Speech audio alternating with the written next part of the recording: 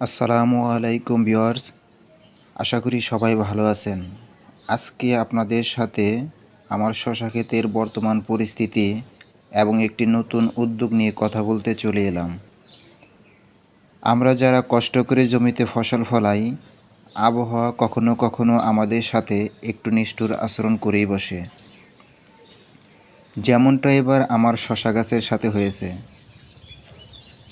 আপনারা জানেন কিছুদিন আগে যে টানা বৃষ্টি হয়েছে, সেই বৃষ্টির পানির জমে আমার শশা গাছগুলো বেশ ক্ষতি হয়ে গেছে। শশা গাছ অতিরিক্ত পানি একদমই সহ্য করতে পারে না। গোড়ায় পানি জমার কারণে গাছের বাড়ন্ত কমে গেছে। কিছু গাছ তো নষ্টই হয়ে গেছে।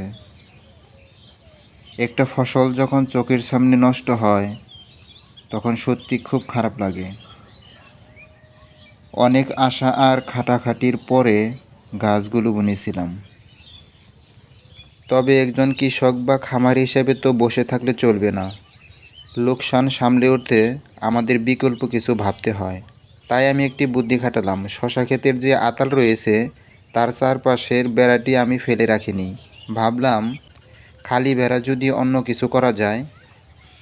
সেই চিন্তা থেকে বেড়া দিয়ে আমি বটবুটি গাছ লাগিয়ে দিয়েছিলাম।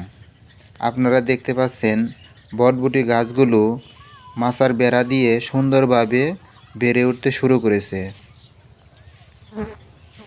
এই বটবুটি গাছ লাগানোর দুটি বড় সুবিধা আছে। প্রথমত, শশা গাছের যে ক্ষতি হলো, বটবুটির ফলন দিয়ে আমি সেই লোকসানটি পুষিয়ে নিতে পারবো ইনশাল্লাহ। দ্বিতীয়ত, বেড়ার জায়গাটুকু এমনিতে খালি পড়ে থাকতো। এখন একই খরচে একই জায়গায় আমি বাড়তি একটি ফসল পাচ্ছি। আশা করি আপনারাও এই বুদ্ধিটি কাজে লাগাবেন। বটবুটির বাজার দরও বেশ ভালো থাকে, তাই আশা করছি এখান থেকে ভালো একটি লাভ আসবে।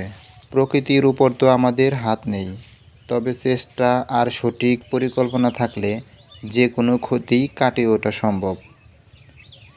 যারা আমার মতো চাষাবাদ করেছেন তাদের বলবো, একটা ফসল নষ্ট হয়ে গেলে দমে যাবেন না, বিকল্প উপায়ে চেষ্টা চালিয়ে যান। আমার এই বটবুটির গাছগুলোর আপডেট এবং শশা ক্ষেতের পরবর্তী পরিস্থিতি আপনাদের পরবর্তী ভিডিওতে দেখাবো। আজকের ভিডিওটি কেমন লাগলো কমেন্ট করে জানাবেন। সবাই আমাকে সুপরামর্শ দিবেন কিভাবে এই সমস্যা থেকে আমি উঠে যেতে পারি। সবাই ভালো থাকবেন, সুস্থ থাকবেন। আল্লাহ হাফেজ।